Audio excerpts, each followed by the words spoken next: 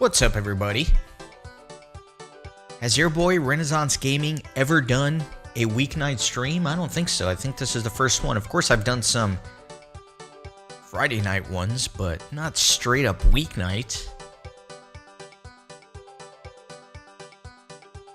But I'm going to be doing some farming. Again, I'm trying to finish up the farming here, get all the rewards so I can continue with the playthrough. So, trying to do a few extra streams if possible.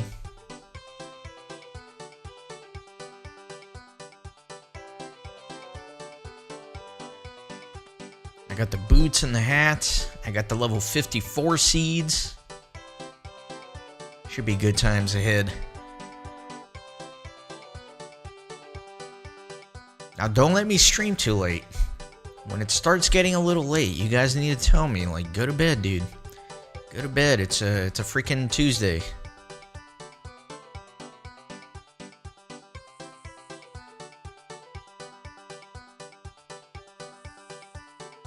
Should be fun though.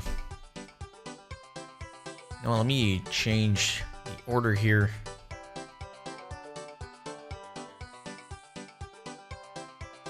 Wonder how much more farming experience I get from these level 54 seeds.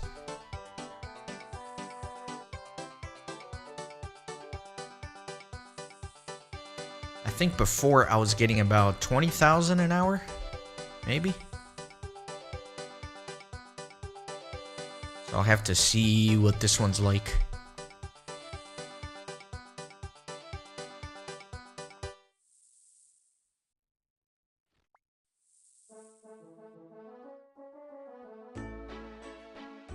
I clicked too soon. Try to get hasty there.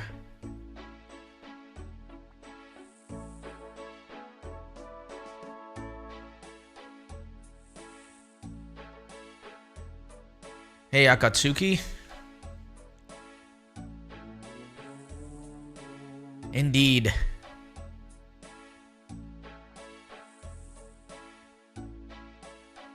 Instead of farming poppies in the mountains of Afghanistan, though, I'm farming Bolongo seedlings in Gillinor.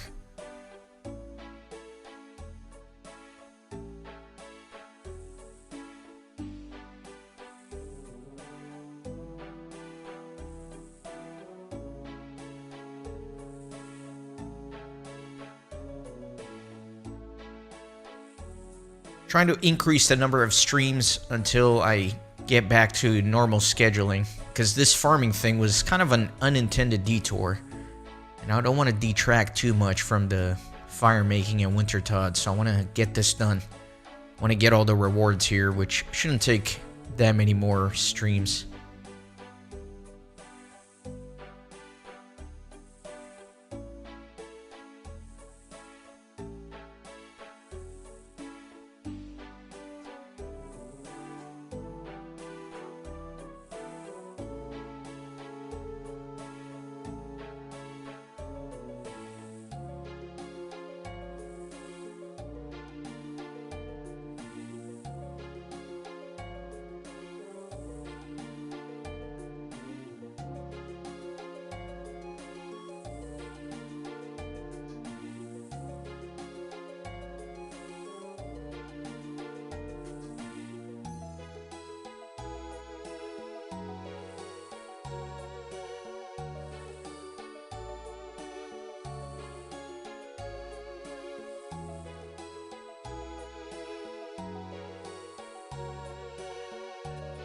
Hey Cam, how's it going?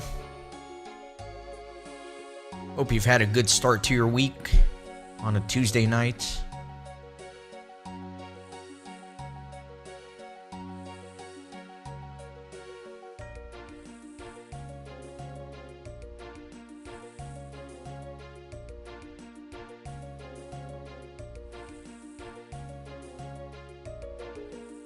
Man, these plants are too blue. I don't like these level 54 seeds. Too blue for my liking.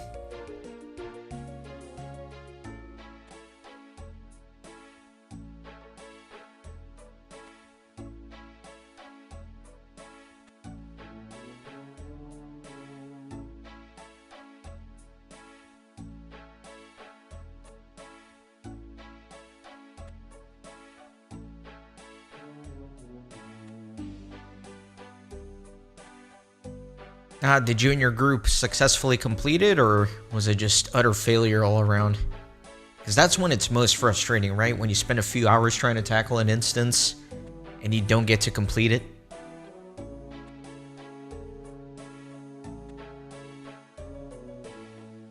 I remember doing that in Lord of the Rings Online. At the time, I was in a raiding kinship way back in the day. And we would often try a raid, but fail. We'd spend hours trying different things and just not succeed. I know I've told this story before in the Lord of the Rings Online videos, but I was in the kinship and in the group that was the first to take down the Balrog in the Rift. All those years ago. So with that sort of group, they were very much at the forefront of raiding in the sense that they were trying out the raids before there was successful strategies for it. Kind of learning as you play.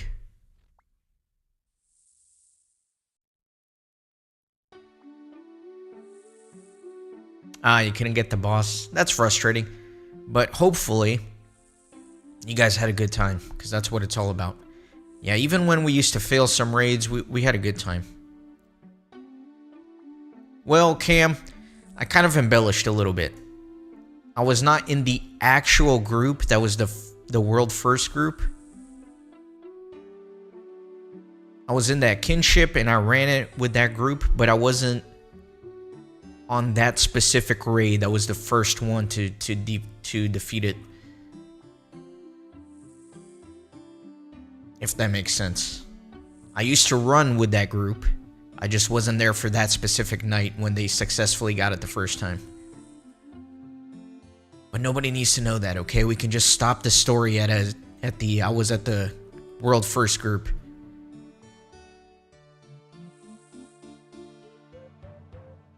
Makes for a more dramatic story. I was a healer back then. My first character was actually a minstrel. I had a minstrel all the way through Moria, and then I took a long break from the game. When I came back, that's when I did my burglar. But yeah, I was a damn good healer. I'll say that much. I'm not a great warden. I wasn't the best burglar, but I was a really good healer.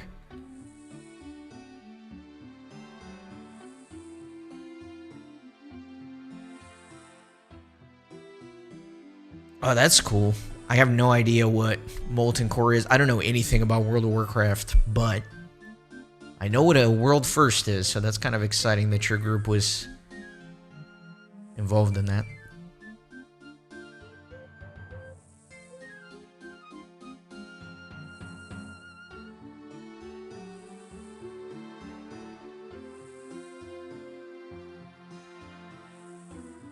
Yeah, back in its prime, Lord of the Rings Online was a little bit more competitive. I know the different kinships got super competitive about trying to get world first.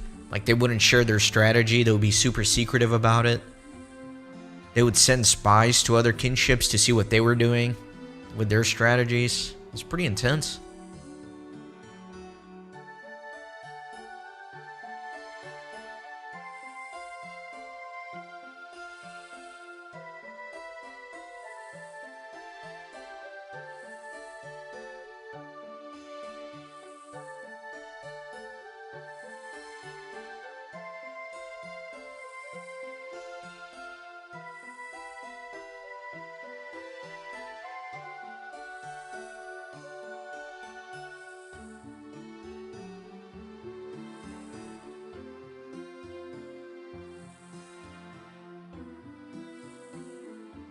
Oh, you guys know what is super exciting? I'm probably like way late to this party.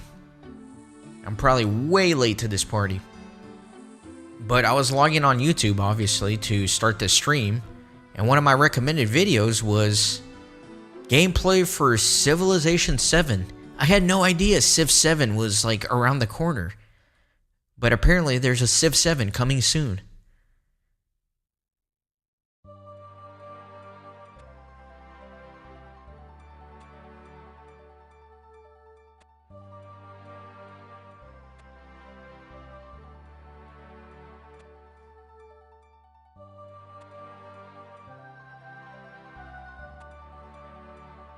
I'm so behind on Civilization. I did like one crappy Let's Play of a Civ 4 run in which I didn't play very well at all. My intention was to do multiple runs of Civ 4 to the point where I could defeat it at the hardest difficulty and then move on to like Civ 5, Civ 6. But I don't know, I kind of dropped that project for now in place of other things. I've been meaning to do another run of Civ 4, but it's been so long that I kind of forgot everything, so I would have to spend some time learning, and I don't want to have to deal with the learning curve.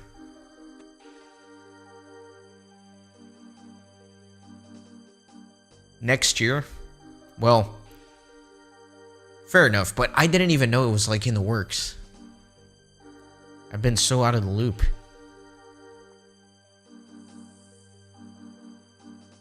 For somebody who didn't even know it was coming, to hear that it's maybe next year is not so bad, right? But I guess if you guys have been following it, you're like, yeah, we've known about this for 5 years and it's still gonna be another year. I guess when I think about it, it has been a very long time since Civ 6 came out. What year was that, like 2018 or something? I don't even know.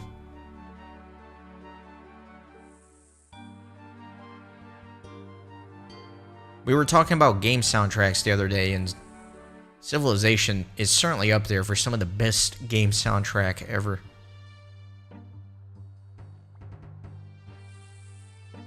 Cam, you know what I have to say about that? What I have to say about that is that ever since Lord of the Rings Online came out, there have been rumors of another Lord of the Rings Online MMO coming out. There has been perpetually in production a Lord of the Rings MMO. I'll believe it when I see it. I think the closest we ever got was Amazon. Apparently got pretty deep into it and then canceled. Like Prime Gaming or whatever.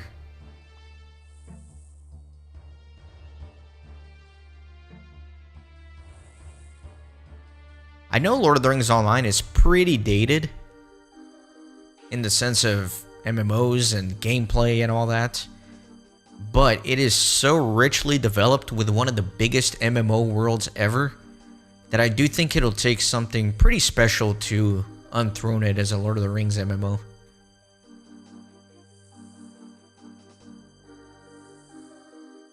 What I'll also say is that I'm a little bit more keen to believe that there is a Lord of the Rings MMO coming in the relative near future, just given the fact that there's so much Lord of the Rings content coming out, right? So there's Rings of Power, there's War of the Rohirrim, Peter Jackson's going to be doing a couple more movies for Warner Brothers.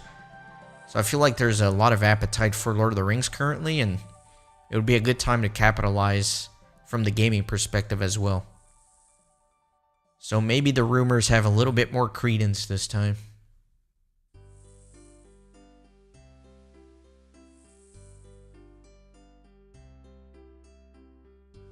But I'll maintain my position that I'll believe it when I see it.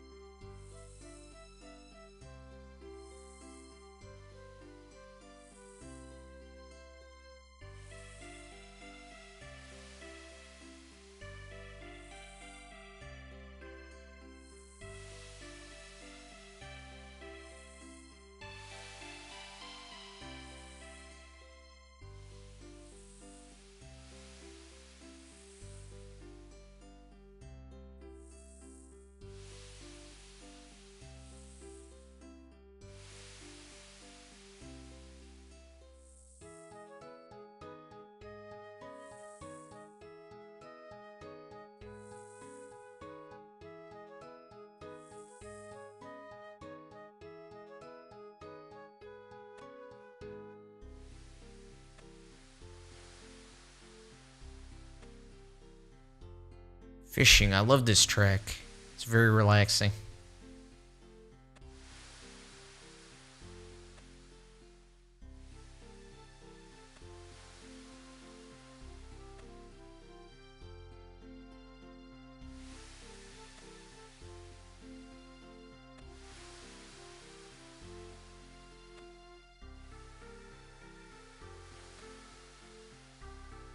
The other thing I'll say about Lord of the Rings MMO, or any game in general, is I think that the Lord of the Rings fans are particularly tricky to please.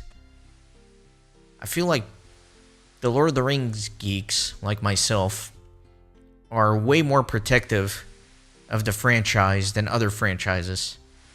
So we really expect something spectacular. We have high standards, I think.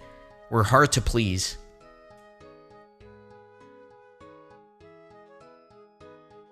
Yeah, Cam, I 100% agree with you. Lord of the Rings Online may not be the most, exhilarating gameplay or the most modern and innovative in terms of just general gameplay mechanics, but the world is just so richly developed, right? The world building in it, just the landscape, the vastness of the world, the storylines, it's all been built over almost 20 years with a lot of love and care. So there's just a degree of depth to that game that will be extremely difficult to surpass.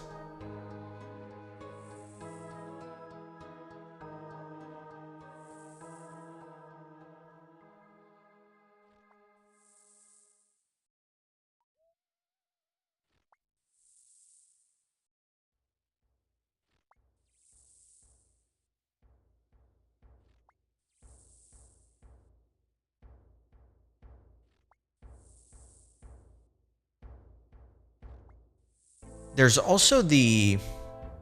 God, I'm forgetting the name of the game right now.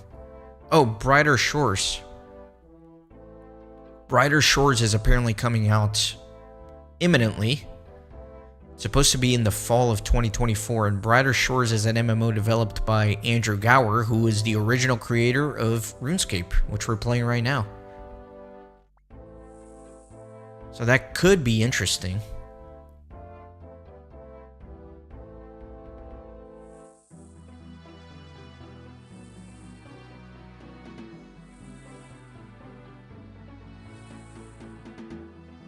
I'm definitely not committing to jumping into it. I mean, I really cannot take on another MMO, man.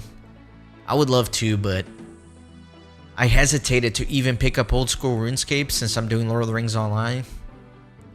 It's just too many MMOs. It'll consume the channel, right? And I won't have any bandwidth to do anything else. But I'll definitely keep an eye on it. I mean, I'll definitely watch people play it and stuff like that, just see how it is. It does look pretty interesting. It does have a little bit of that RuneScape feel, but it certainly looks a lot different as well. Like, it is adding something new. It's just not a clone. So I also have a lot of trust in Andrew Gower, right? He's just a very creative individual. So I think whatever he's attaching his name to probably has at least some credibility to it. I saw that one of the skills is Detective, which sounds very interesting, where you kind of examine clues and solve mysteries.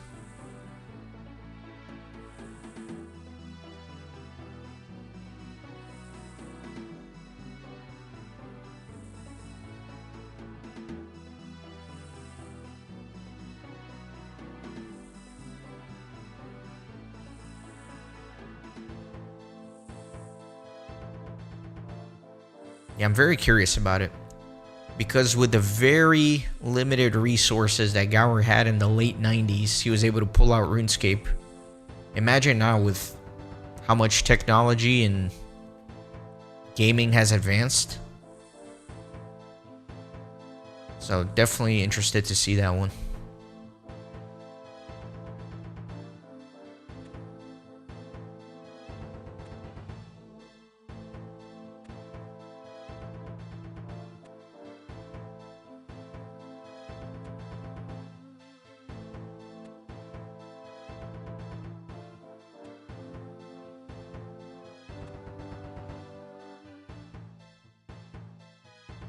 Apparently it's a big project too. I think a while back I was looking at the timeline of it, and he's at least been thinking about it and developing it and throwing around ideas for several years, at least like 8 years or something like that. So it's not like it was something hastily put together.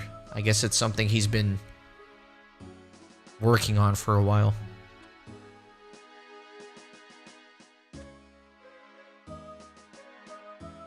The only problem I could foresee is that, of course, when you hear, oh yeah, the guy who made RuneScape is making another game, the expectations are going to be insanely high, right? So people may be disappointed, not necessarily because the game didn't turn out good, but just because they had an unrealistic expectation just to begin with. And if it doesn't meet that expectation, they just kind of assume that it's a bad game.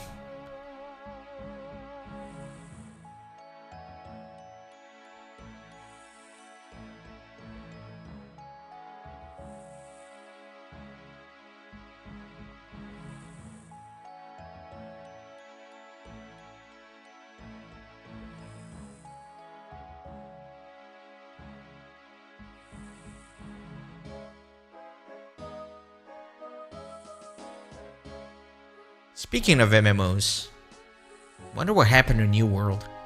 I remember when that game was coming out, it was probably the most hyped thing in the MMO and gaming space for a long while, and then that game just kind of disappeared.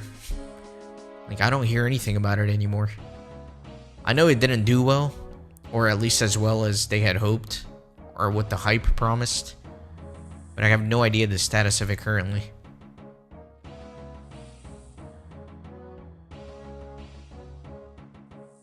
It's a different era too, right?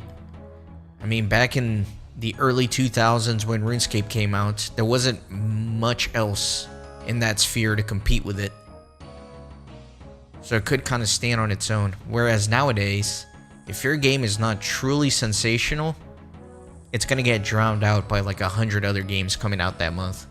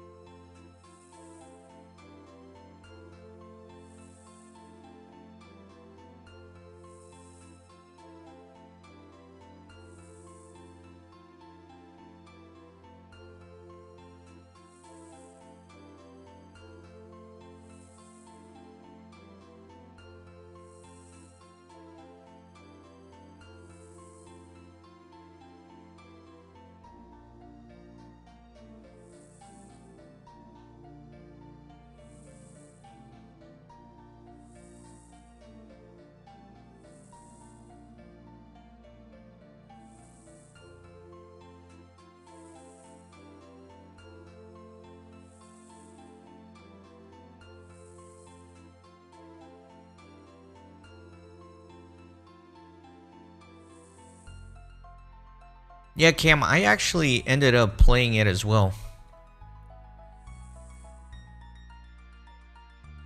My friend scammed me into actually buying the pre-order for it. I didn't want to, but I got talked into it. He was very convincing. We played for a little bit. Yeah, I mean, it wasn't bad. I just really wasn't feeling it.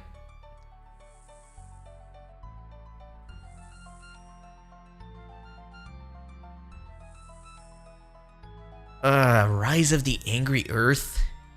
Ugh, I feel a little cringe. I feel embarrassed for them for that title.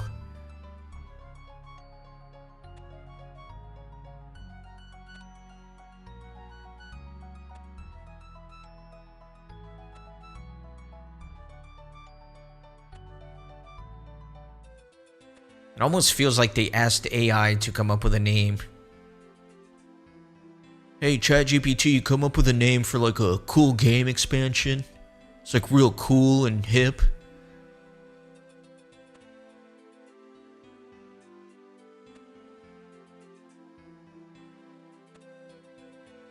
Yeah, I agree. It's got a very childish vibe to it.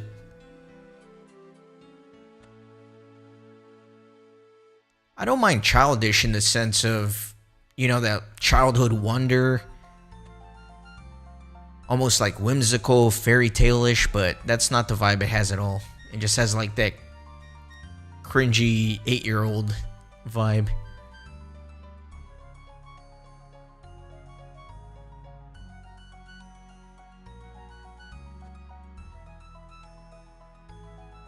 Alright, I think that was almost double the experience I got with the previous seeds. I think I was getting a stack of like 10,000 experience with the previous seeds.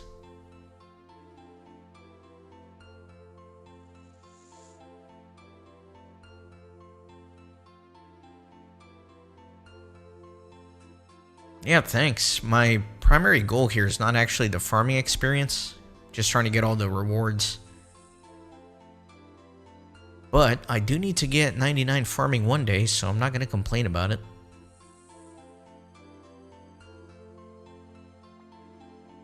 And I think even just at 55, I'm comfortable with that level in terms of opening all those Wintertod loot crates for the farming rewards. The only thing left is raising the herb lore a little bit.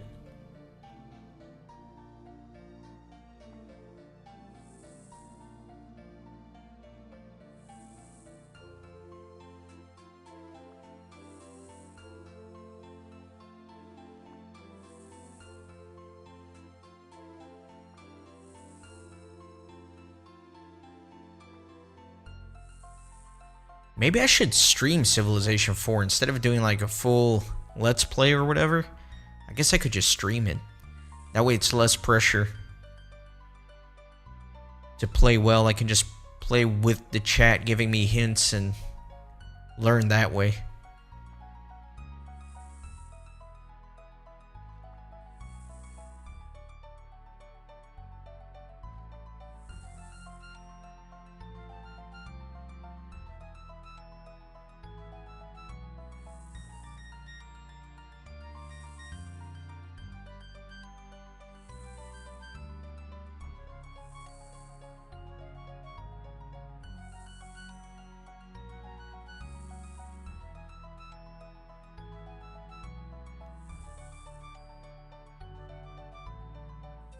You know, I say I'm a big Civ fan, but honestly, I should not call myself a Civ fan because the only one I've ever played was Civ 4 and the expansion, the Beyond the Sword.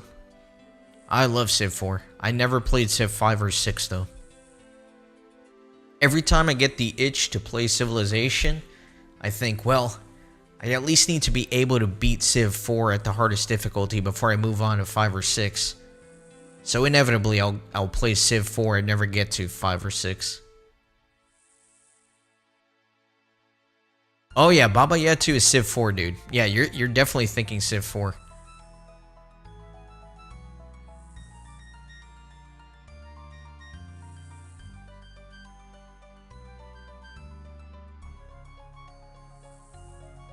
I don't know if it's in... I mean, I'm assuming it's in the regular version of Civ 4, but it's definitely in the expansion for it. It is very good. It's very epic. Agreed. The whole soundtrack for that game is just incredible. I love how they use actual compositions from each time period.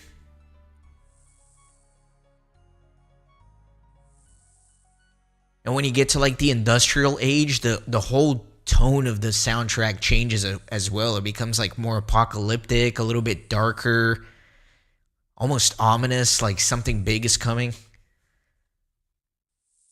It's not just the soundtrack itself, it's how the soundtrack changes and evolves with the game. It's just so perfect. At least in Civ 4.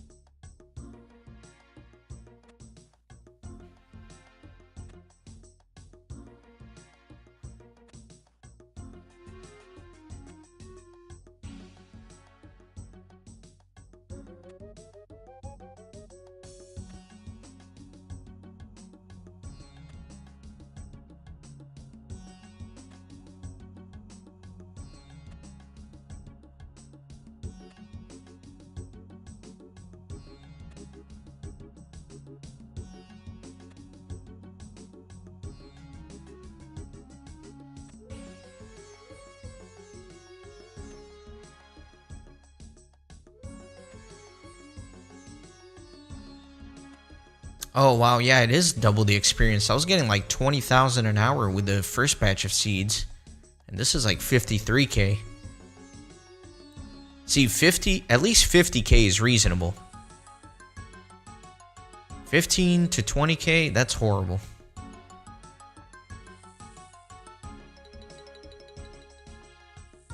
Like, this is something I can work with. This is something I can work with. And then there's the third tier seeds. What is that, level 74, I think? You can unlock the third tier ones.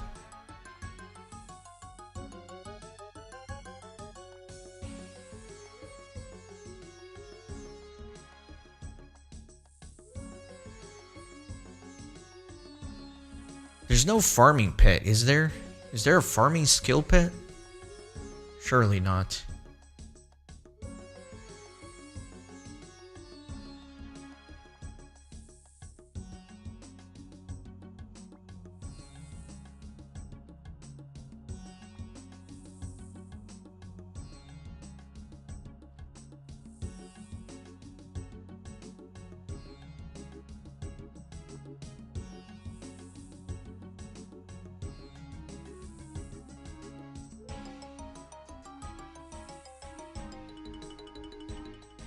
There is, okay.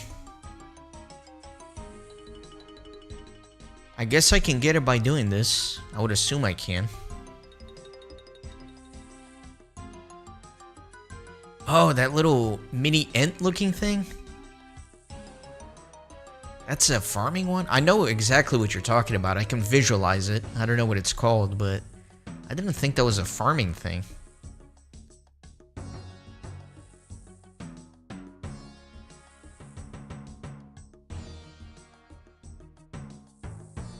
Alright, after I harvest these patches, I'm gonna look it up real quick, because now I'm curious. I want to look it up to get a few more details, and then also see the percent chance of getting it doing different activities.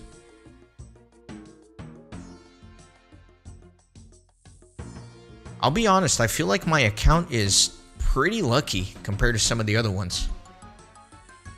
I feel like I'm getting spooned a little bit in this account. Like, I got my Temperos pet really quick. I got a stale baguette in the last episode that I recorded for this. Which, it's really funny because when I got the stale baguette, I didn't even realize it. I was like, what the hell is this? Why can't I eat this baguette? Turns out it's like a 1 in 10,000 chance to get that thing or something. So I think my account is lucky. Hopefully I'll do well when I'm actually grinding specifically for pets.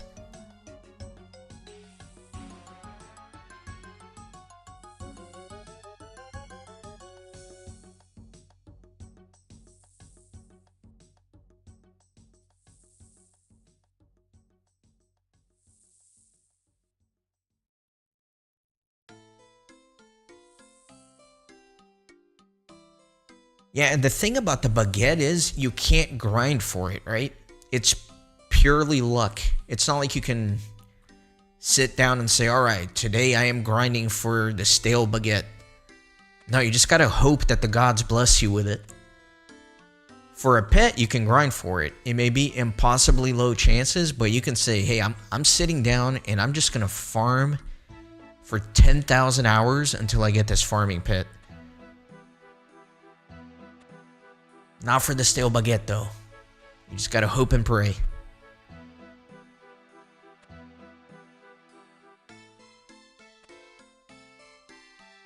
The baguette story is even worse. Not only did I not realize it, I tried to drop it. I was like, well, if I can't eat this baguette, I'm just gonna drop this piece of trash. And then as I'm dropping it, there was the pop-up that said it's a rare item, which I'm so glad they included it in there. Could you imagine if there wasn't that warning and I dropped a stale baguette in an episode? You guys would have eviscerated me.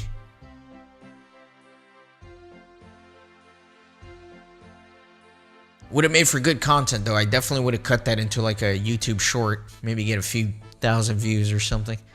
Alright, let me look up this pet real quick. Oh, whoops, I went to Lotra Wiki instead of OSRS Wiki.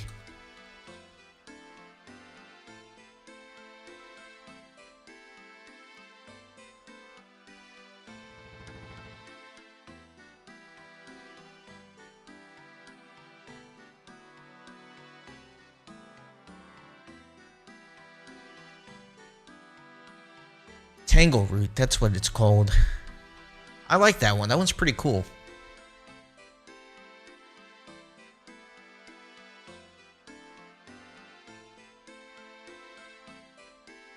So you can get it while checking the health of the crop or harvesting the final crop. And can also be obtained right here in the Tithe Farm mini game. Let me see some percent chances here. Oh wow, these is some bad odds. Let me filter by like the best one. So apparently harvesting trees is your best chance. Hardwood trees followed by fruit trees.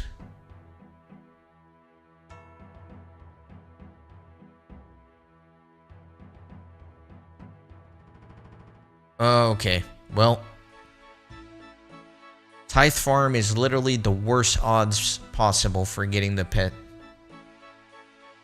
You ready for this? Every time I harvest a crop here, I have a 1 in 7,494,389 chance of getting the pet.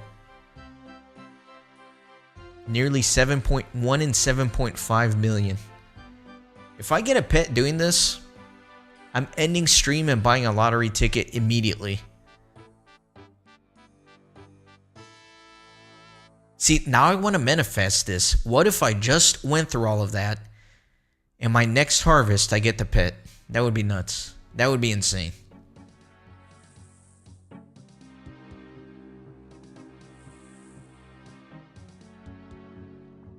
I don't know why, but before I looked it up, I thought that maybe farming Tithe would be the best way to get the pet, but it's literally the opposite. Let me go back here. Yeah, it's 1 in 7.5 million, and then the second worst is grapevines at 385,000. So huge jump there from 385,000 to 7.5 million.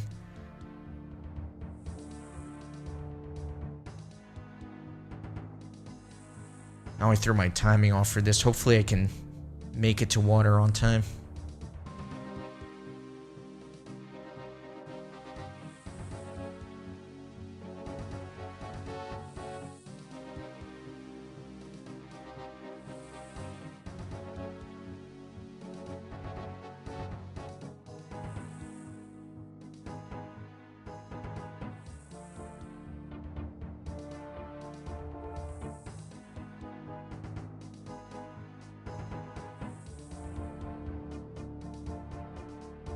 And I have to be quick.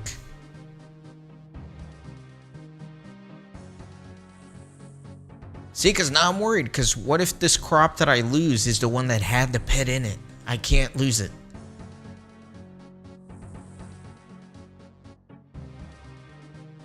I'm gonna be alright.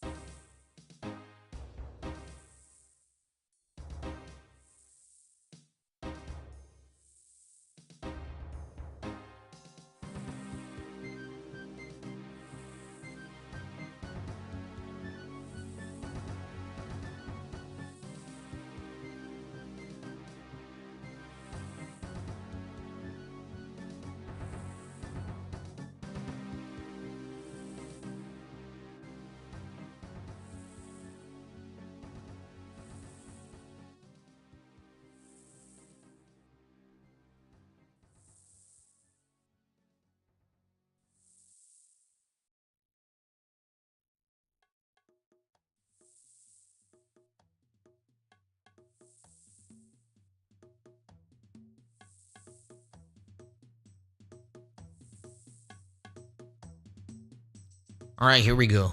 Let me harvest all these. I'm just a boy with a dream. Give me that 7.5 mil.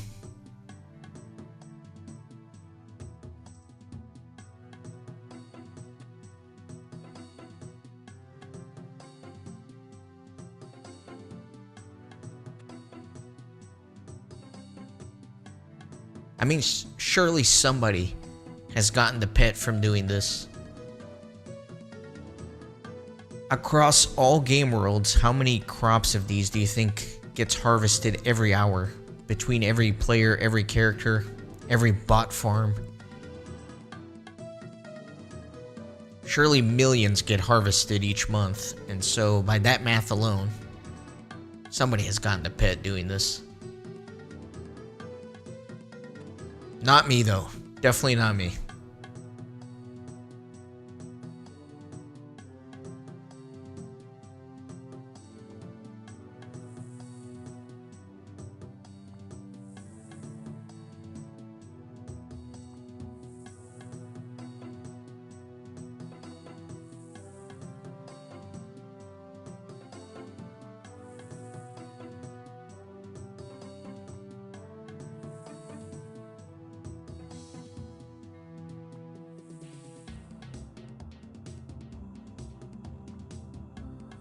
Yeah, that's true. The whole point of the pet is that it's super rare and exciting, right? If you make it easy, then it kind of loses that charm and excitement.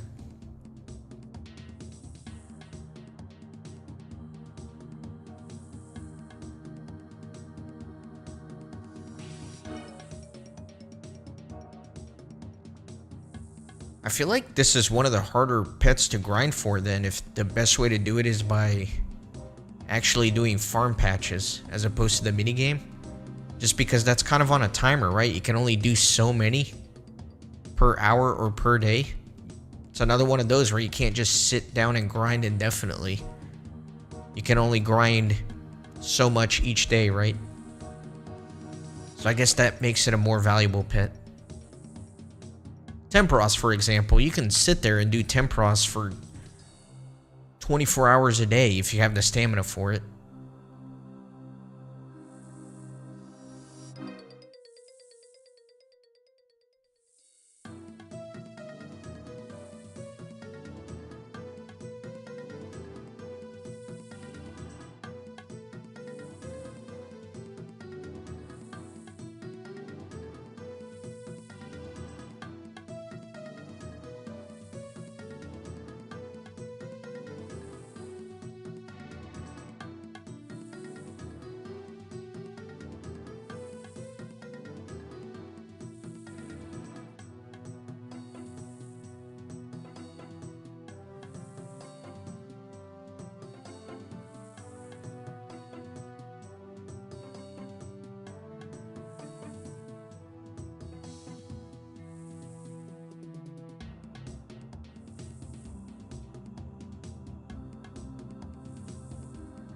You mean in like one session, Cam?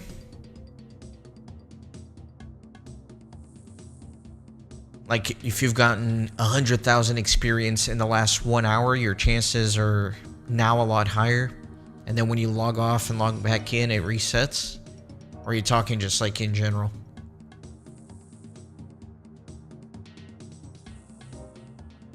The reason I asked that is because I know I keep repeating this, but I'm currently recording Pokemon Crystal, and I was seeing, in general, okay. Yeah, I was seeing a video that in one of the Pokemon game remakes, not Pokemon Crystal, but the chances of getting a shiny Pokemon increase the more of the Pokemon you're looking for you catch. I don't know if that made sense, but let's say like you're looking for a shiny Pidgey in that Pokemon game. So if you catch like a ridiculous amount of Pidgeys, your chances of finding a shiny one are higher.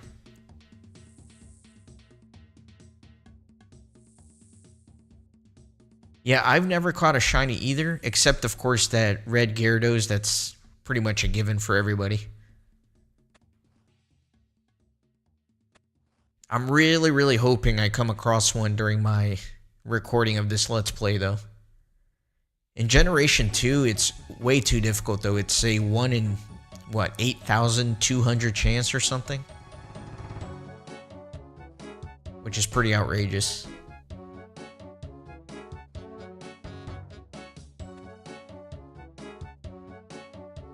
I'm not going to specifically shiny hunt for the playthrough. I just really hope it happens naturally. Yeah, I'm doing Crystal. I've been recording it up until yesterday, and I have to take a break from it because I got a little bit frustrated. You know me, right? You know I like to do full exploration, 100%, not miss anything. And yesterday I realized that I missed a bunch of hidden items along the way, and that frustrated me to no ends. And so I just need like a little breather before I jump back into it.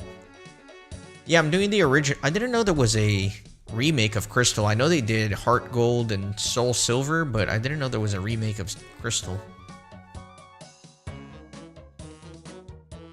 But yeah, I'm gonna go back and get all the hidden items that I missed, of course.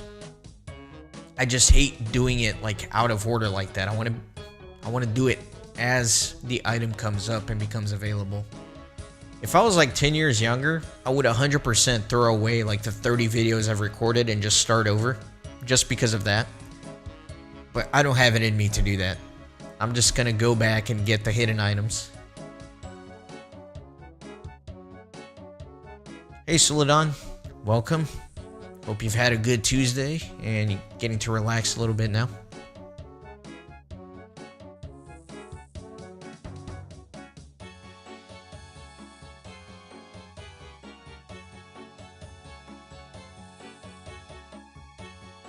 We're talking about rare events in games. Like the farming pet from doing Farming Tithe, which is a 1 in 7.5 million chance. And then we're talking about shiny Pokemon, which are also very rare, but not 1 in 7.5 million, more like 1 in 8,000. Wait, what am I doing? My pattern is totally off here. Just gonna go with it now.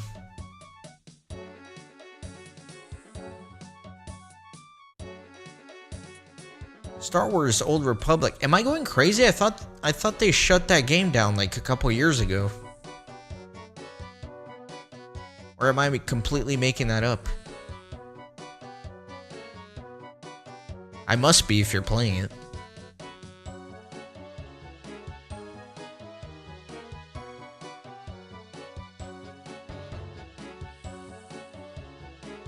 Oh, Star Wars Galaxies, okay. Close, close.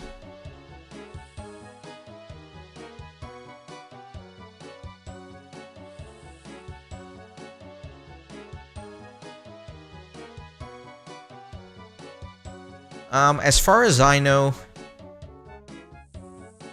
Cam, again, I've never caught a shiny, but you get a little chime, and you also, the sprite also has like a little sparkle. Like when the Pokemon first comes out, it does a little sparkle animation.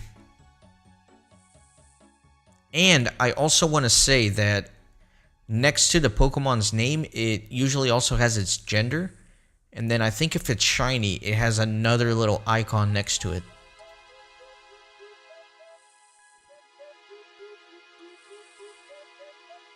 I know we were talking about me being totally oblivious to that stale baguette earlier. So I could totally see myself running into a shiny Pokemon in Pokemon Crystal and not even realizing it. And then after the video gets uploaded, somebody points out what an idiot I am.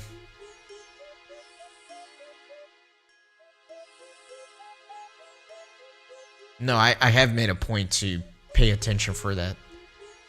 That would be catastrophic.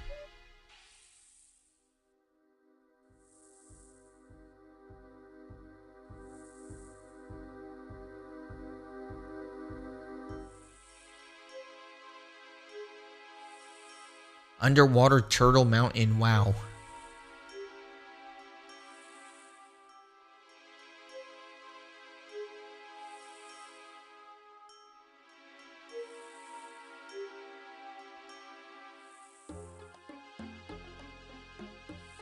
I know people get kind of salty about low drop rate things.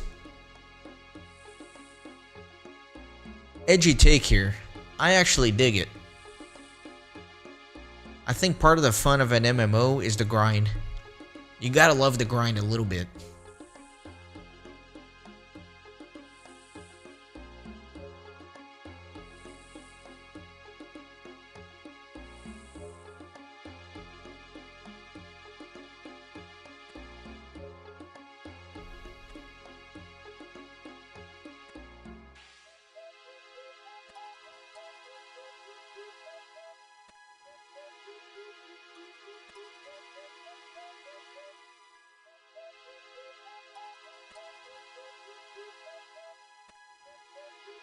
I have heard great things about Knights of the Old Republic, for sure. Definitely more of a Lord of the Rings guy as opposed to Star Wars, though.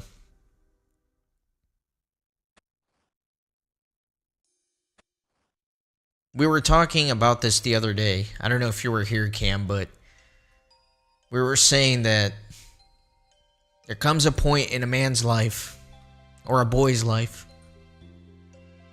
where you turn like 12 or 13 or something, and you have to pick one of three paths. Lord of the Rings, Star Wars, or Harry Potter. You can like all three, but you're definitely going to pick your preference, right? I'm one of the Lord of the Rings guys.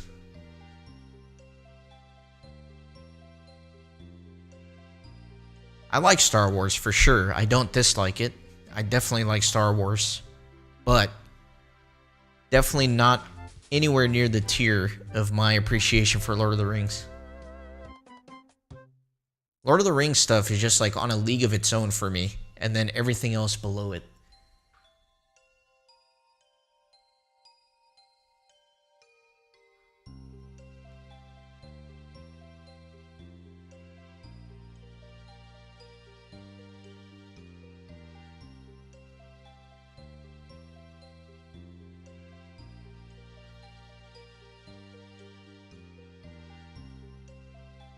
Yeah, I need to rewatch all of the Star Wars movies. It's been a long time, and I certainly don't remember the fine details and the aspects of the stories. And I think I was pretty young when I watched them, so I don't think I could get a full appreciation and understanding for the depth of the story. I feel like if I watched it today, I think I would appreciate it a lot more.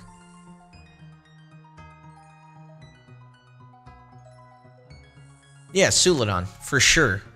Like, I'm not saying you have to pick one over the other three.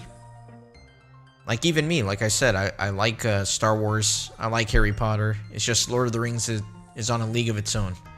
And I think that's true for every guy out there. There's just one of the three that stands tall above the other two. Maybe I'm wrong in my theory, but I feel pretty confident in saying it.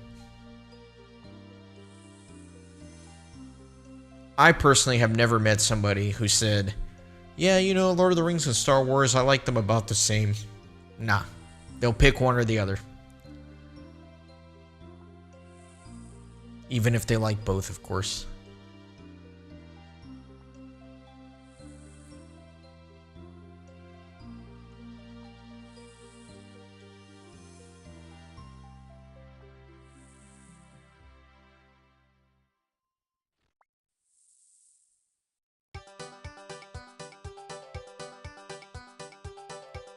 Wow, the randomizer actually randomized to the right music.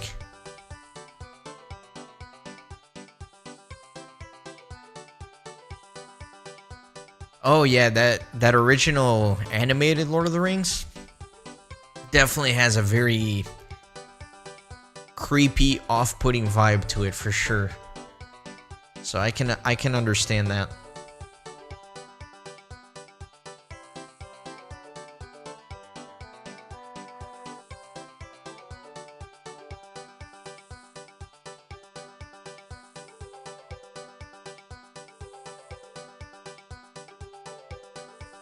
Yeah, you know, I really have not kept up with all of the new Star Wars stuff since Disney took it over. But I have not heard good things from like the really hardcore Star Wars fans, they definitely seemed insulted by the new iterations of Star Wars. That's upsetting to hear. I hate when people are very passionate about a franchise like that, and it feels like they get done dirty by somebody trying to milk it for money, which is, in my opinion, kind of what happened. Not kind of what happened, it's what absolutely happened with Rings of Power. I just try not to trash it too much in my streams or videos because I don't want to ruin it for people who actually do enjoy it.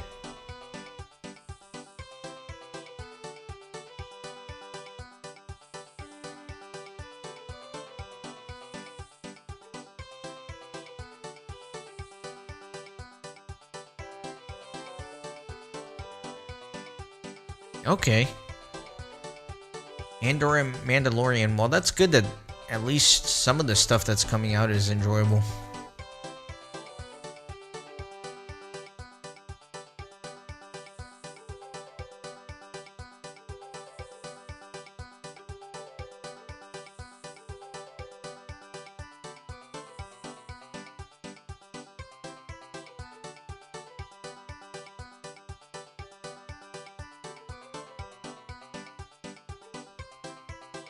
You definitely have a point, Cam. It does seem like the animated stuff gets a little less oversight and breathing down the neck from like those greasy executives at the top who don't understand the first thing about telling a good story but just want to make money.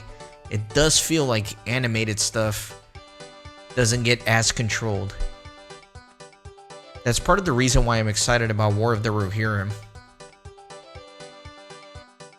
I just feel like it's going to be able to be creative.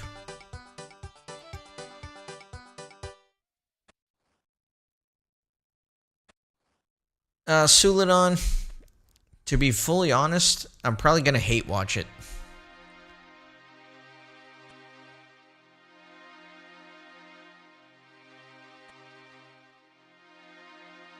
I mean, it's essentially fan fiction.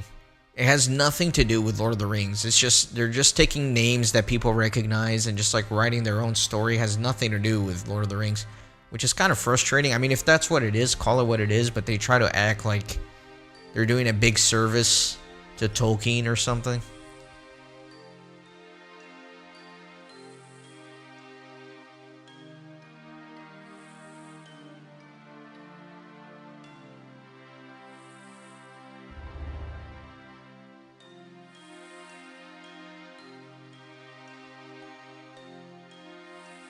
If you're saying Ring of Powers was okay, but the other Star Wars were woof, I can only imagine. You know, when you say woof, it reminds me of a... I don't know if you guys have seen Home Alone. Hopefully you have. Best Christmas movie ever. But in Home Alone 1, Kevin finds a picture of his brother's girlfriend. And he's like, Buzz, your girlfriend.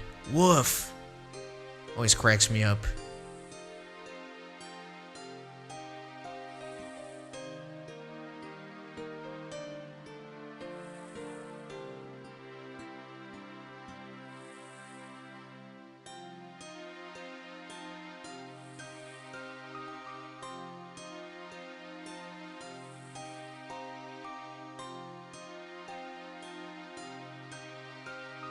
Yeah, you know what I'm talking about.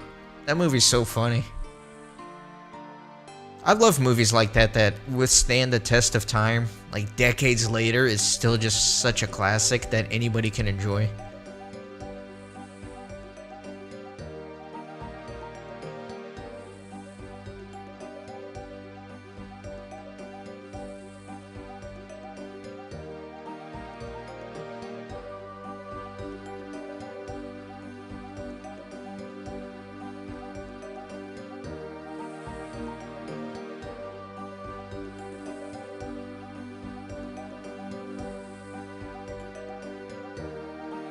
You mean Shadows of Mordor, the game?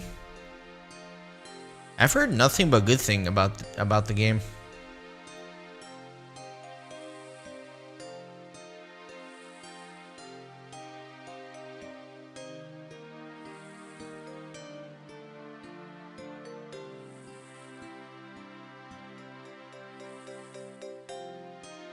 Yeah, the Home Alone movies are hilarious. I don't know why, but the last time I watched that movie, the scene that really got me, and it makes no sense, was in the very beginning when Buzz is telling all the kids about the salt man that salts the streets, how he like murdered his ex-wife or something, and he puts bodies in the bin. I don't know, the way he was telling it and trying to scare the kids, it just cracked me up. I never laughed at that scene before, but I guess the last time I watched it, I just appreciated it differently.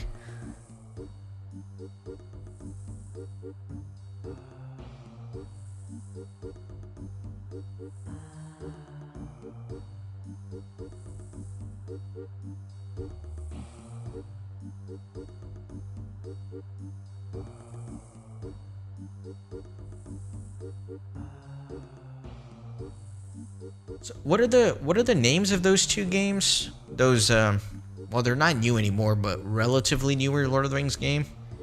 It's Shadows of Mordor, and then there was the second one.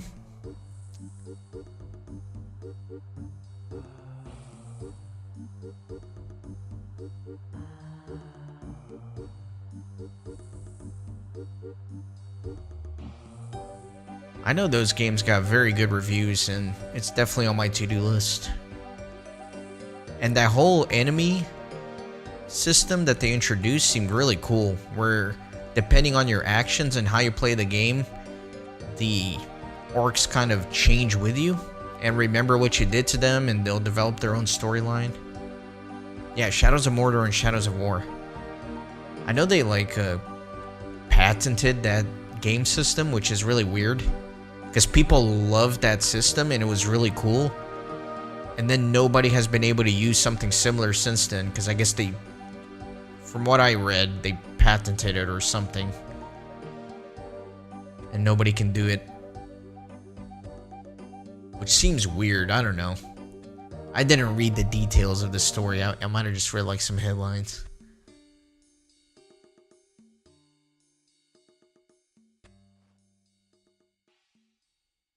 Yeah, the Nemesis system. That's what they referred to.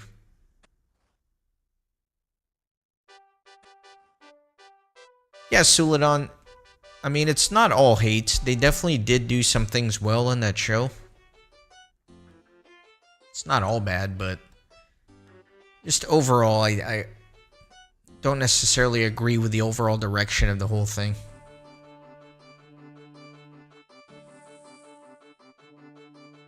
I agree that the guy who played Sauron did a great acting job.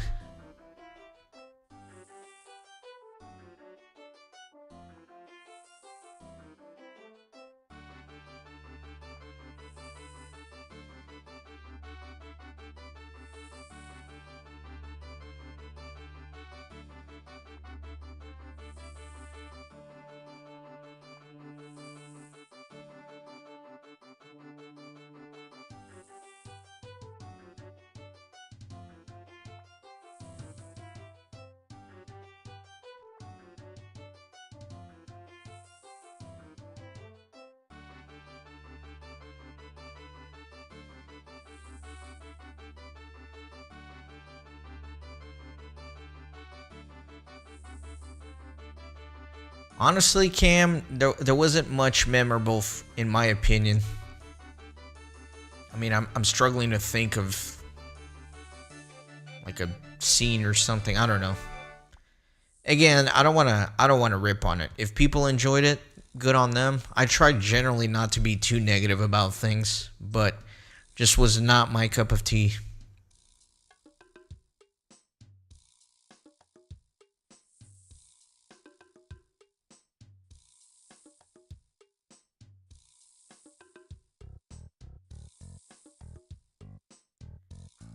I mean, I don't know. Just in general, things feel so much different today. I feel like the Lord of the Rings trilogy was really like the last major production that was made before everything just kind of went to shit. Where there seems to be, or there seemed to have been a market change in how movies got made. Like, you could just tell how much passion and love there was in that project. And if you watch the behind the scenes about all the production that Weta Workshops did, ringing together hundreds of chainmail armor and doing the cosmetics and props and costumes. And then you get into something like Rings of Power, which was made like 30 years later. You would anticipate that what they could bring is so much better just because of the overall advances humankind has made since then. And with the insane budget that they had, the most expensive TV show of all time. But then you look at it and it's just like all green screen CGI stuff that doesn't look good. It's like, how is this being made 30 years after the Lord of the Rings trilogy, and visually and effects wise it looks worse when the technology is better and the funding was like 10 times as much? I just don't understand. And again, it's not to rip on Rings of Power. I feel like everything is like that. Like, all these movies being made today is just like, looks like video games.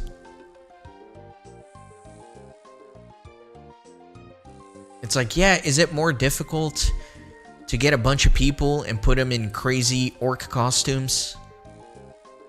Is it going to take more time? Is it going to be more difficult? Yes, but is it worth it? Yes, it's worth it. It's worth it. It makes a big difference.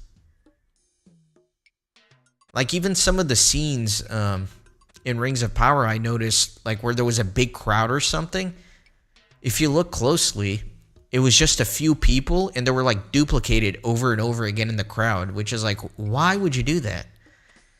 Why would you do that when you have so much money to spend on this?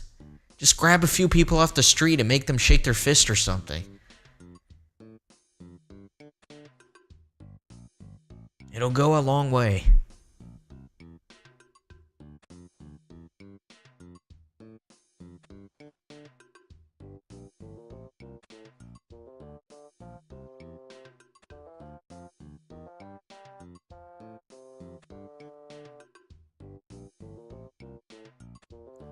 Yeah, I mean, the only thing you can hope is that they took the criticism from Season 1 and looked to take that criticism seriously and improve. So, I'm all for giving people a second chance. So, if they do a great job with Season 2, hey, more power to everybody. Everybody wins. If they make a better product, everybody wins. But from what I saw, and maybe this isn't right, but just from what I was seeing, it seems like they were almost contemptuous of the feedback they were getting. Like, they were removing negative reviews, they were trying to counter it, they were trying to silence the negative reviews, and they were trying to discredit people giving bad reviews. That's what it seemed like. I hope that's not the case. I hope they actually took it seriously and looked to improve. So who knows? I did see the trailer for Season 2, and it looks like that there might be some good stuff in there. Who knows? I guess it starts not this weekend, but next weekend. And I think the first release is 2 episodes instead of just 1. Which I think is smart. It's always nice when like a new show starts to at least get like 2 episodes to watch instead of just 1.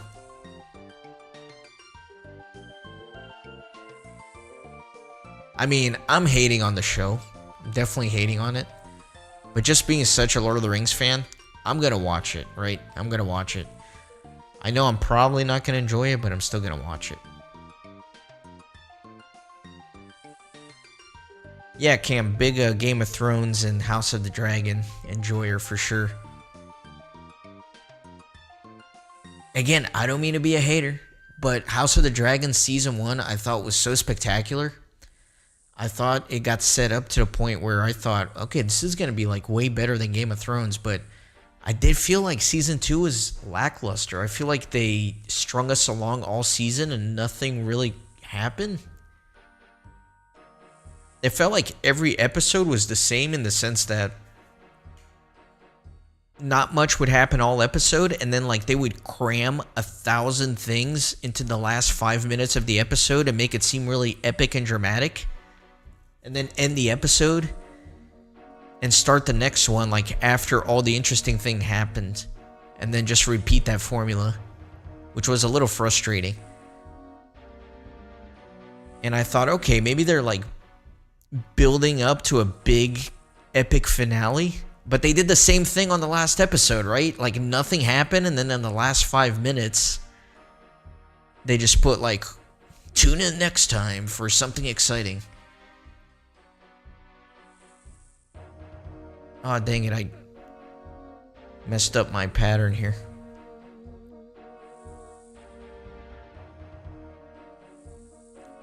Paddy Constantine, I'm assuming that's King Viserys, right? Because I thought the same thing. Like, I could not believe what a phenomenal job that dude did. What are the awards you get for a TV show? Like a Golden Globe or something? That guy needs like all the awards for his performance. That was some of the best acting I've seen in anything. The way he was able to change with the aging character as well.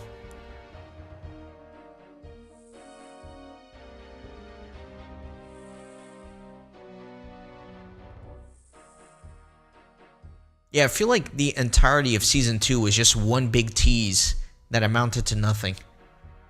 Which was very surprising to me because I thought they did such a spectacular job with Season 1.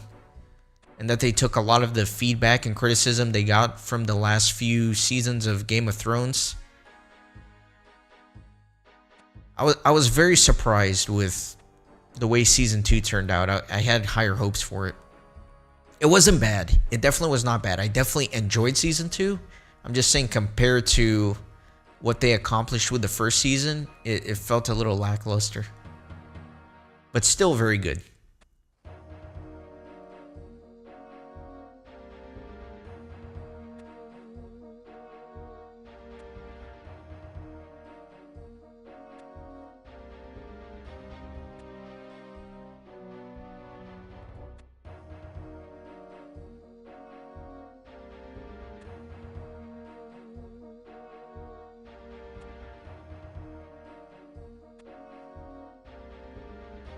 They did do a great job with the dragons. You know how I was just roasting how everything looks like garbage today and looks like it's video games and CGI? I will say the visual effects for House of the Dragon are very good. I mean, having dragons fighting and making it look somewhat realistic is a giant task, and I think they accomplished that very well. I thought it looked very good. If anything, what probably looks the worst in Game of Thrones and House of the Dragon is like the scenery, right? Because they'll CGI some of the cities. Like King's Landing is a lot of CGI, and if you pay attention, it looks a little off, but overall, they did a great job with the visual effects. I agree with you, though. The dragon scenes were spectacular.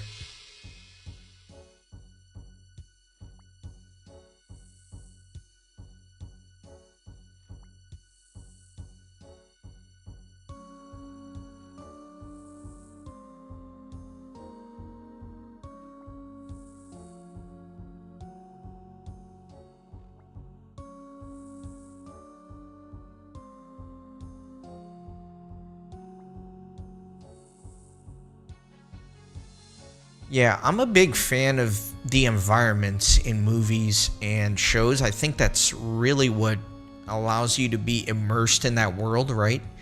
So I put a lot of credence into the actual environments and the city as opposed to the action itself in the shot. I like to pay attention to the surroundings and what's going on behind everything, because I feel like that's where you get a lot of the immersion. If I was a movie director, I'd put a lot of focus there.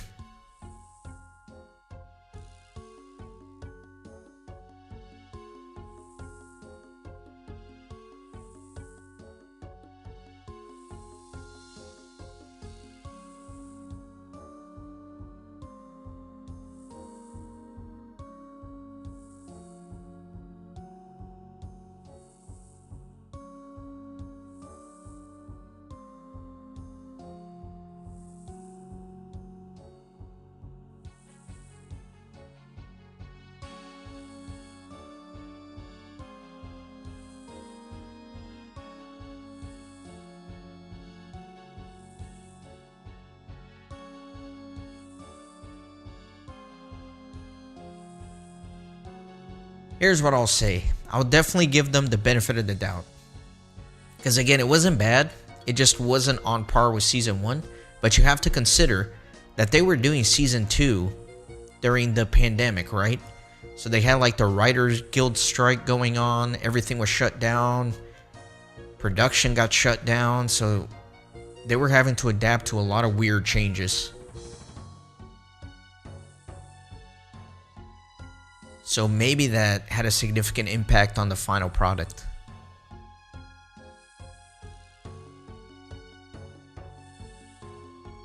Same with Rings of Power, actually. I'm pretty sure a lot of their production was during the pandemic. And I'm sure they had to make changes that they didn't necessarily want to or intend to make just to meet the timeline.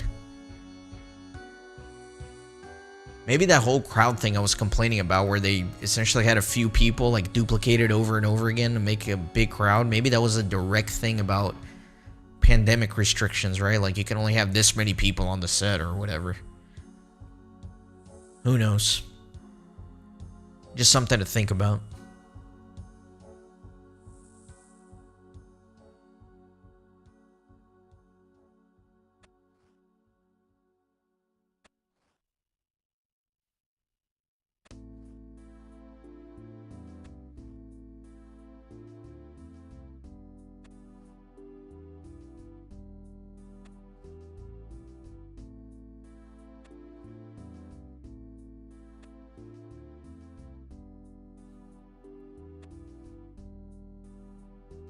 The Game of Thrones books are actually really good as well. I'm actually not a big fan of nonfiction books. Definitely not a big nonfiction reader. But the Game of Thrones book is very well written. I read only the first one, so definitely don't spoil anything for me. But at least the first one, it felt like it was like 85% dialogue, so it essentially read like a movie. I've never read a book like that before, where it's so dialogue heavy that every chapter reads like a scene in a movie.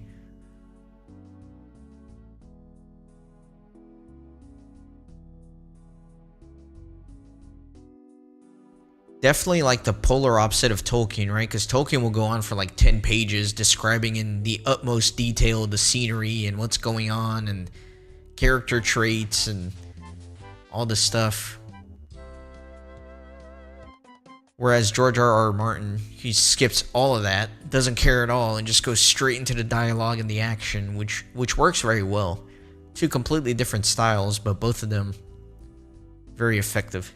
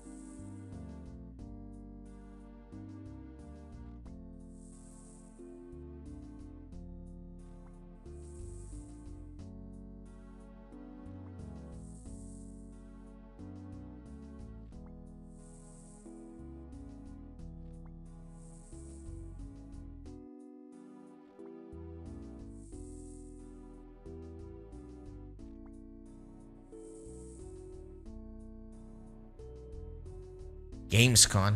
You know what's sad? I've had a gaming channel for over 10 years, and I'm like so out of the loop with gaming stuff and gaming news. I don't even know what Gamescom is.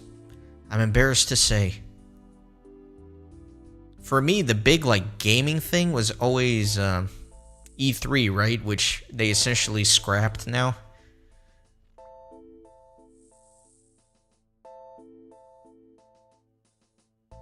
See, this is where I could utilize my Twitter, which I have a Twitter that I never freaking use.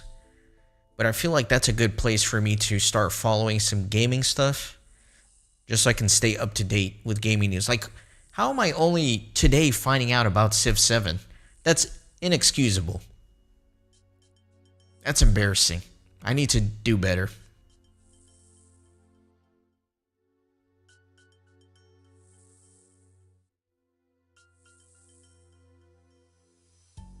Every once in a while, I'll get notified about like a Nintendo Direct or something, and then I'll watch that. But I definitely need to stay in the loop more.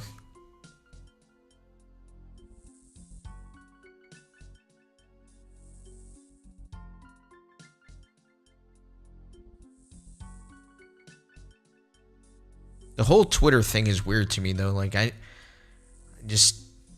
feels very unnatural for me to tweet something, like an opinion or something. I don't know.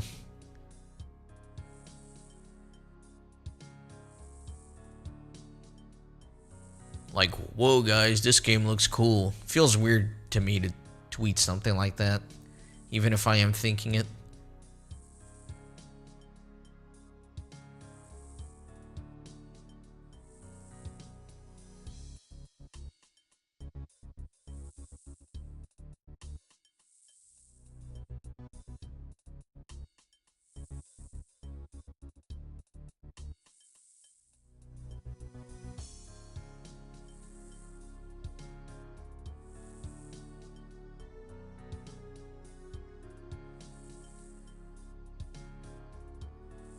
Yeah, I guess just going on Steam is a reasonable way to stay up to date. I wanted to multi-stream to Twitter because you can do that now. You can stream on there. But with Streamlabs, in order to be able to stream to multiple platforms, you gotta pay a subscription, which is like 20 bucks a month or something. Initially, I did like a free month trial. So I was multi-streaming to Twitch and YouTube for a while, but I wouldn't mind paying the $20 or whatever, but my audience is so small that it's just not worth it, right? Like, we're having a fun chat here. I'm definitely enjoying it, but there's only like 2 of you guys here, right? So why would I pay $20 a month to multi-stream when I'm only getting like 2 to 5 viewers? Doesn't make sense. And then I think on top of that, I would need to pay a Twitter subscription as well, because I think only if you're like a paying Twitter user can you actually stream on there. So we're talking like 30 bucks a month just to stream to maybe like 1 extra person. Not worth it.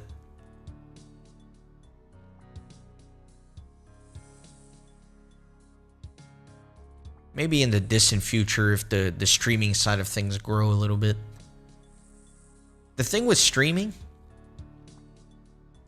is that a face cam is like almost a requirement. People don't click on a stream unless there's like a big face in the corner in general.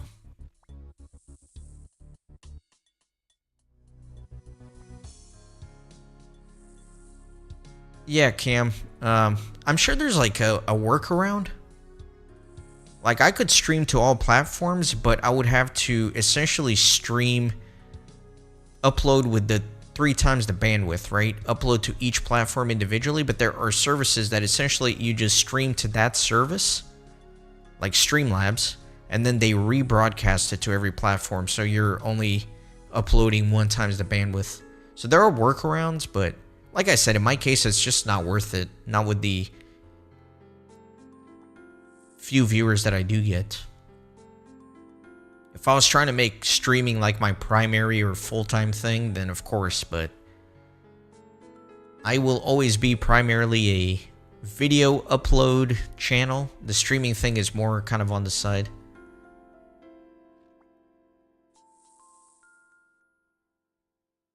Yeah, maybe I should scam these viewers, right? Maybe I should like get a AI generated picture and just put it here like in the corner. So when people are scrolling through streams, they'll see a big face and they'll think it's like the streamer. But no, it's just a static photo to lure people in here. No refunds.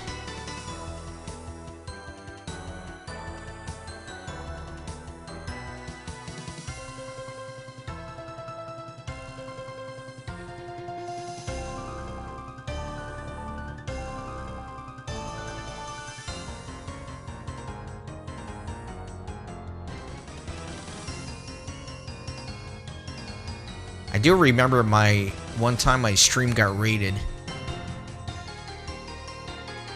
There was like 500 people here. Not five, I'm totally exaggerating. But there was a lot of people, like dozens of people just showed up out of nowhere. And it got pretty wild. Like those people were going nuts in a very bad way.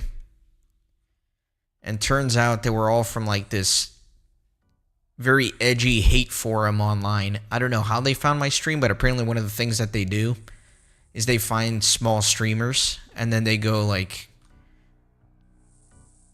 essentially do vile shit in the chat for those streamers. So that happened once. I apparently handled it very well. They thought I was very nice, so they kind of abandoned their original plan and ended up behaving and making friends.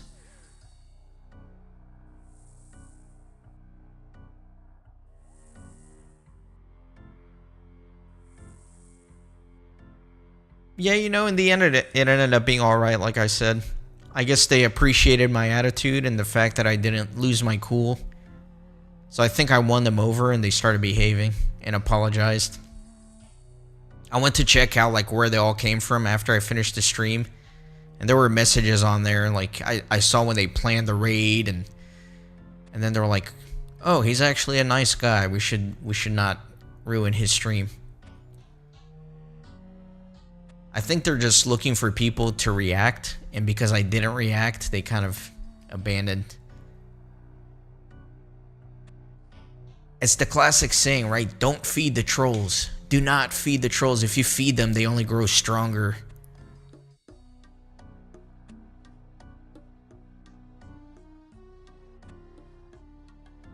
Yeah, I thought about the VTube thing, but I don't know. That's not for me. I've always enjoyed just being a voice.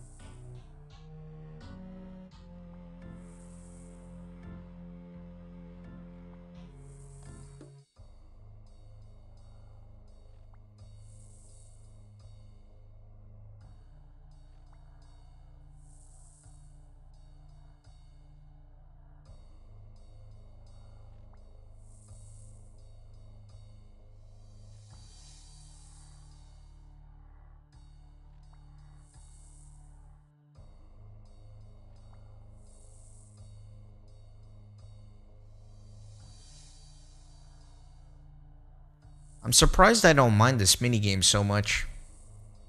It is, when I really think about it, it is very dull, repetitive, and click intensive. So it has all the recipes, or it has all the ingredients to be a miserable time, but I actually enjoy this. I might be one of the few.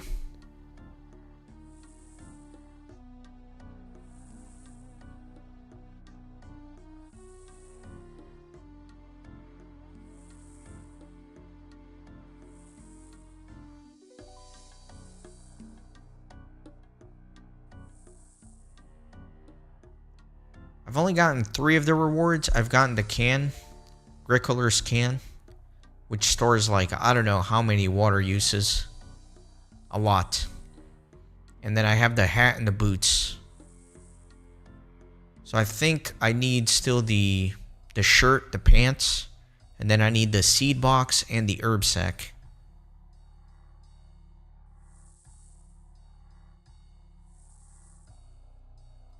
In fact, after I deposit 100 seeds, I'm going to go check out the rewards. I have 218 points. I want to see what else I can get. I haven't added up like how many more points I need total, but I think the only one I know off the top of my head is the seed box. I think is 250.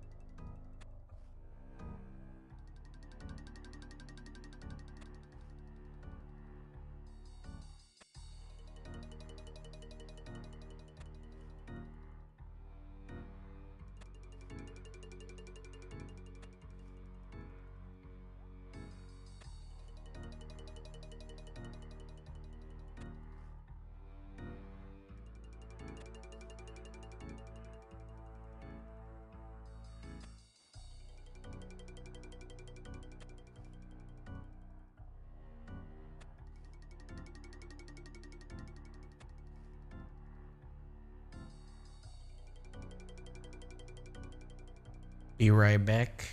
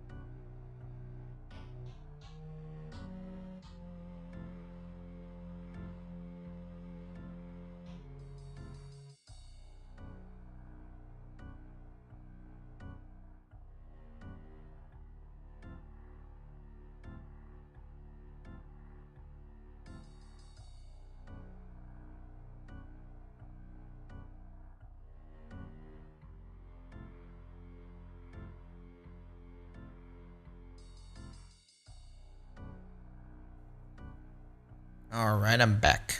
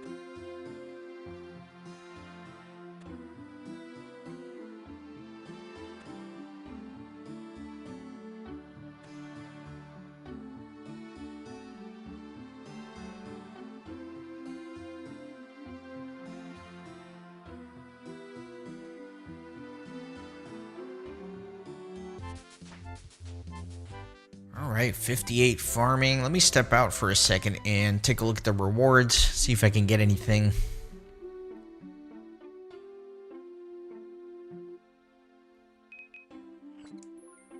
Alright, so the torso and the legs, 275. Damn it, I'm 25 short. So we need 275 plus 250 plus 500. So we're looking at 775. Alright. Well, let me get the jacket at least.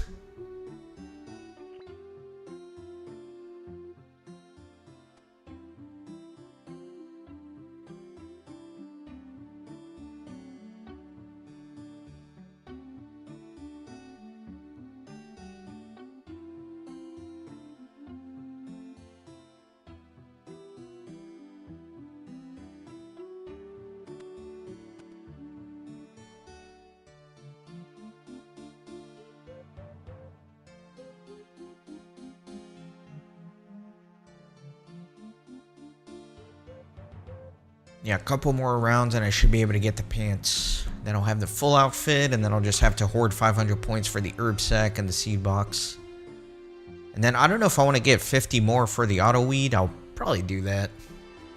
Might as well.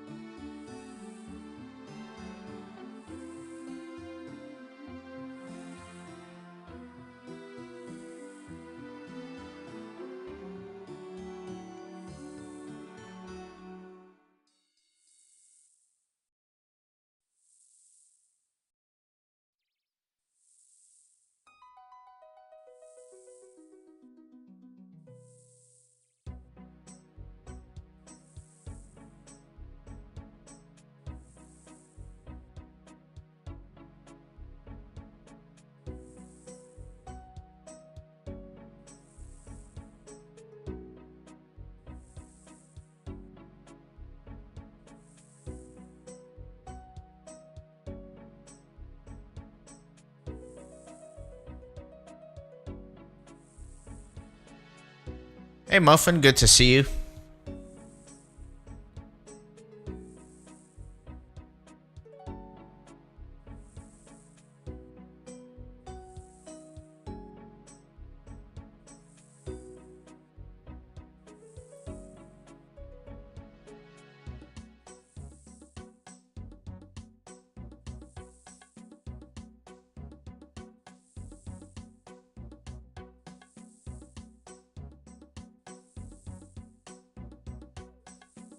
Oh, I'm doing well. I'm enjoying just some relaxing time streaming here at night. Can't complain. Whenever I'm streaming, especially if it's a weekday, things are good, right? Nothing to complain about.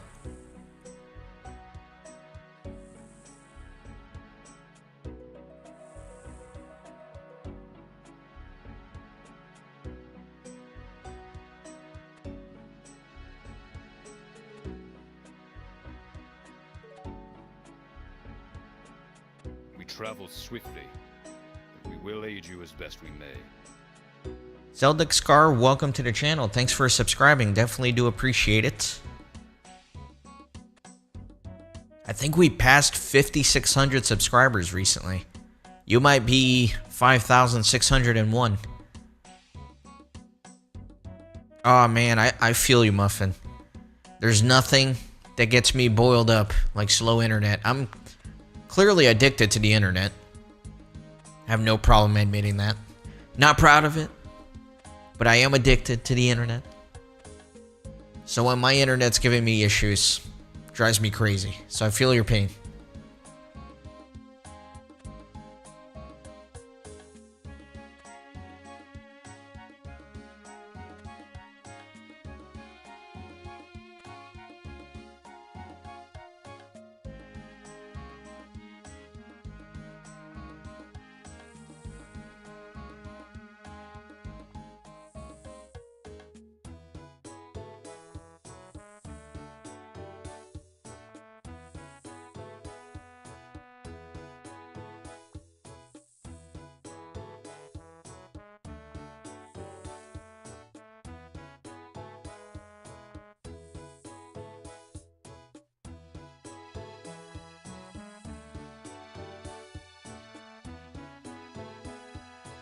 No worries. Sometimes it's nice to just chill, enjoy a little bit of the music, relax.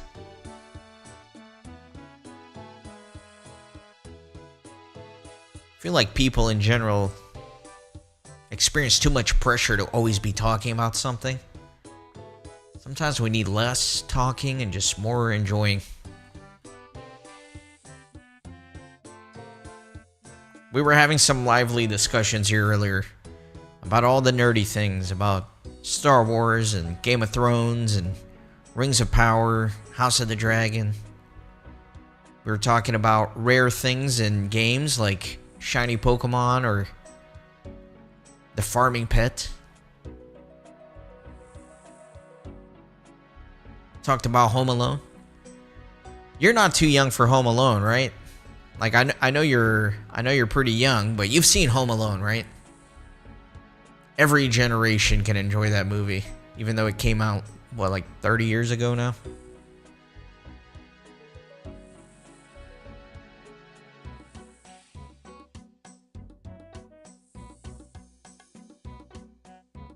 Yeah, those Switch cartridges are tiny. You're definitely right about that. That sucks that you lost it. I'm sure it'll turn up. Unless you, like, took it somewhere outside of your house or something, I'm sure it'll turn up eventually.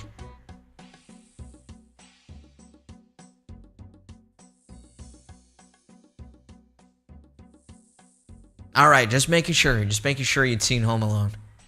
Yeah, we were talking about that earlier, that's why I brought it up. But yeah, as long as the game didn't leave your house or whatever, it's in there. It's in there. So you'll find it eventually. It's funny you say that as I'm in the middle of recording Pokemon Crystal, because as a kid I had a copy of Pokemon Gold. And I lost it. I lost the game. And I was super frustrated. No idea what had happened to it. And then, I don't know exactly how long it was later. As a kid, it felt like months or maybe like a year later. It might have been a shorter time frame, but it felt like a really impossibly long time. I found it in between the classic, right? In between the couch cushions. Just wedged in there.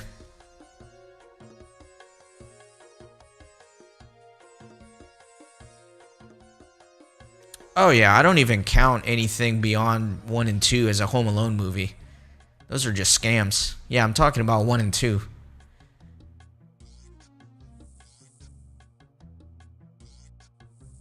All the garbage that came after that doesn't deserve the worthy title of Home Alone. Didn't even cross my mind in the discussion. That's how little I think of those.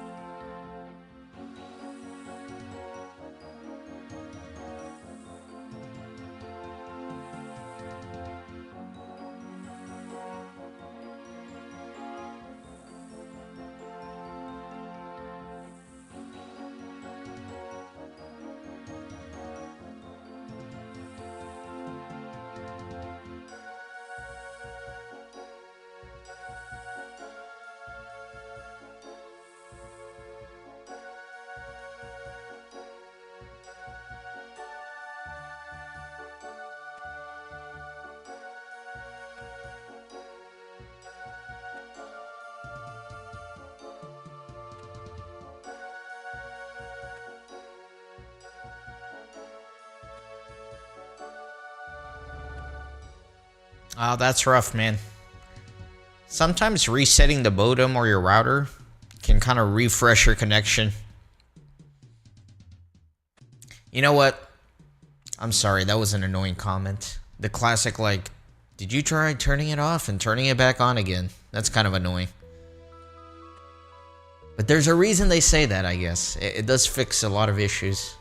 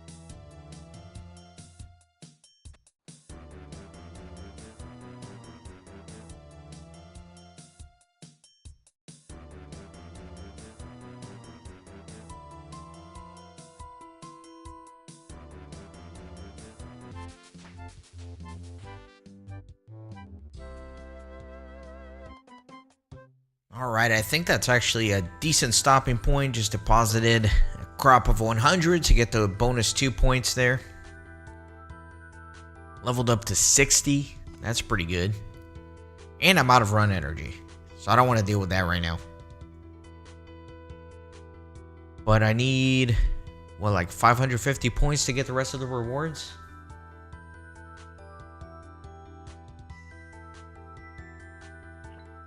Yeah, seed box, herb sack, that's 500, and then the auto weed is 50, so 550. I'm at 48. Yeah, another good 500 points. Maybe a couple streams, maybe one really long one. That's gonna do it for this one, though. I do appreciate you guys stopping by on a weeknight. Enjoyed the chat earlier. Enjoyed just the presence. And I hope to see you guys next time on the next stream or video, whatever it may be.